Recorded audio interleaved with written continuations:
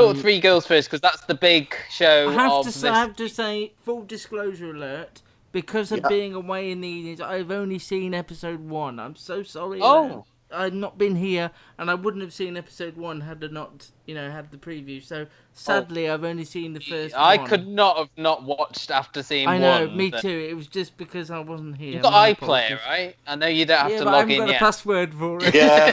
I mean, we shouldn't really be sort of comedy about this, because this was quite a serious No. And I only piece. got half an hour in, and then I mean, that first episode was. I messaged Luke afterwards saying that I needed a hug, Well, no, and he didn't come round. No, I didn't. You're a long way away. It's a sort of factual. It was a 3-part drama based on a big news story over here in the UK about teenage girls getting groomed by a group of Asian gentlemen in Rochdale. The first episode focused specifically on the girl's name was Holly Renshaw, and she was played excellently by an actress called Molly Windsor, who a few years ago was in something called The Unloved, which was a film by Samantha That girl Morton. just needs a hug. The things she's done. I mean, and look, it gets worse for her before it gets better. I can't even imagine. Yeah. The first episode concentrated on the grooming aspect, and that's why it was so hard to watch. This first episode, we basically saw these men giving these girls. It started with like free kebabs and chips and stuff, and then went on to like alcohol and things, getting them drunk, and eventually, they wanted sex from them. And the first scene where Holly is raped by like quite a what's the word? Like, he's quite hefty, isn't he? He's quite overpowering, and it is just a harrowing scene. And Molly's expression, remarkably older as well. Remarkably older. Yeah, and most of these men were in their 30s and 40s, and the girls were. Holly was 15, I think. Amber, who was the girl who was sort of almost doing the sort of... No, that's Ruby. Amber was the older sister. She was sort of trying to find girls for these men then to sleep with. All 3 actually ended up pregnant. Ruby ended up having a termination at the age of 13. Again, quite harrowing. And the police seized the fetus as evidence in the court case. It is, as you can tell by my description, it is all quite harrowing and disturbing. I suppose because it's real life, it is.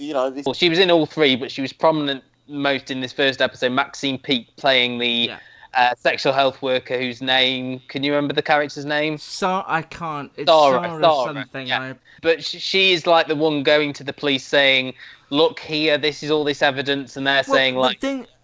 A lot of it frustrated me, but what you're saying is that she's going to the police and social services saying, "Look at what's happening, there's awful things happening to these girls," and neither one really knows how to handle it or fobs it off.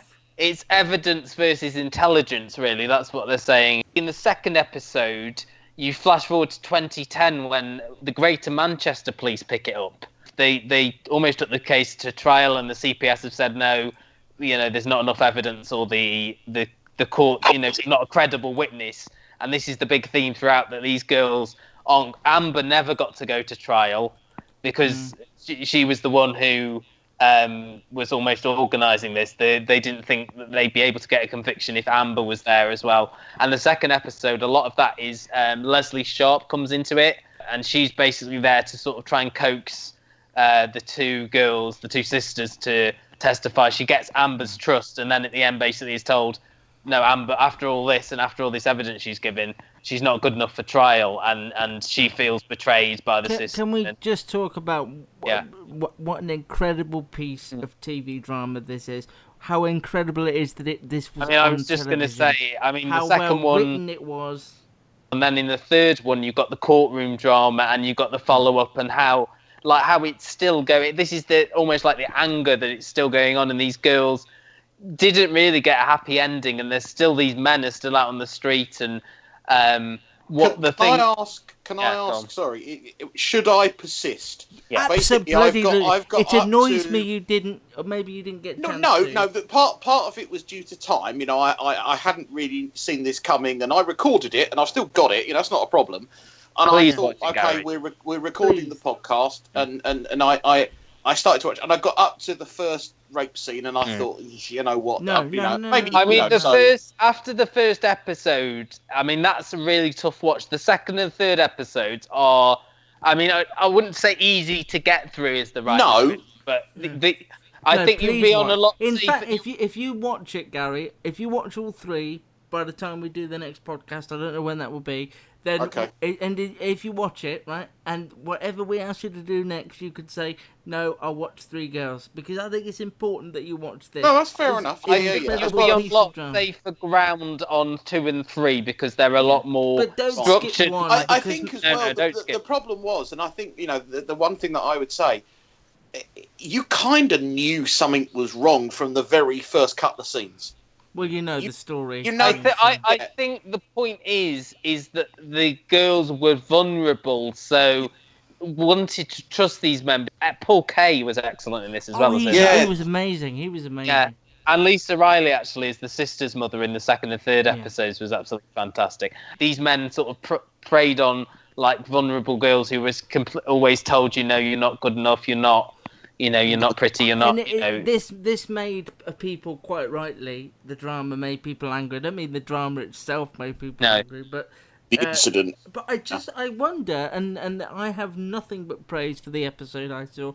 I will watch probably Nicole Taylor was the writer, wasn't she? Yeah, she wrote the C Word as well, which if you've not seen that, I highly recommend you seek out, because it's a wonderful script and Sheridan Smith is fantastic. However, I wonder why, and I know Gary's not alone, and I know I'm in the minority here, I wonder why people struggle to watch things that make them uncomfortable. I always seek out things that are going to make me uncomfortable. There was a documentary on this week called A Time to Live, which was incredibly hard watch, incredibly life-affirming, and made me tear up. Can I tell you why in this situation? Go on.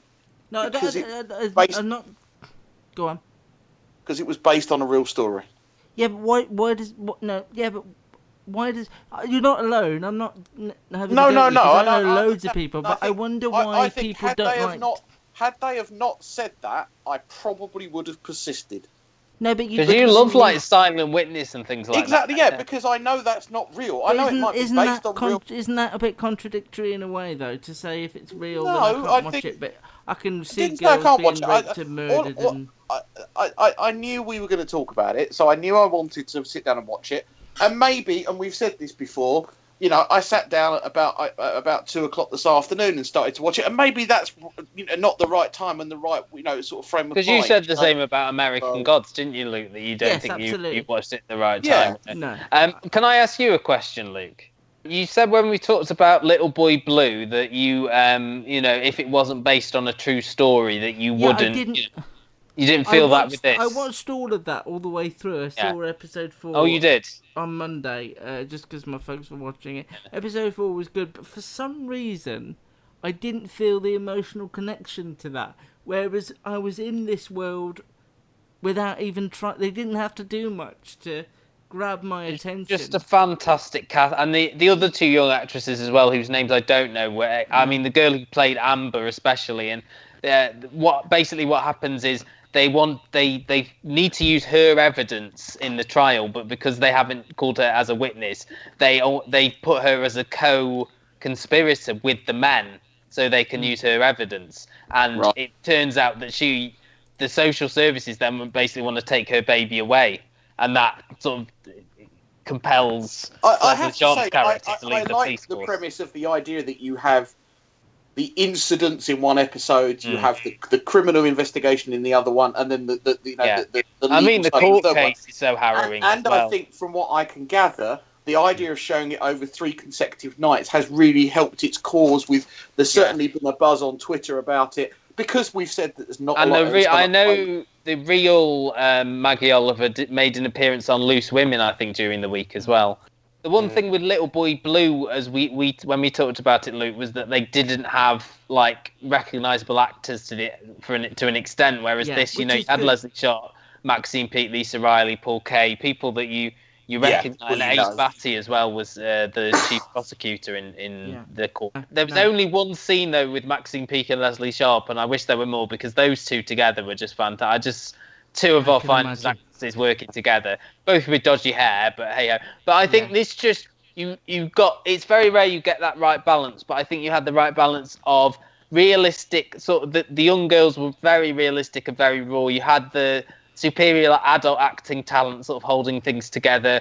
You had the short writing based on like real testimony. They worked really hard to make it as real as possible. The court stuff was based on like the transcripts from court and everything like that. It just felt like you were watching like a fly on the wall thing. And I mean, mentioning Silent Witness earlier, they did do a Silent Witness They episode did back based in on 2012. It got pulled. Which I think I actually. saw.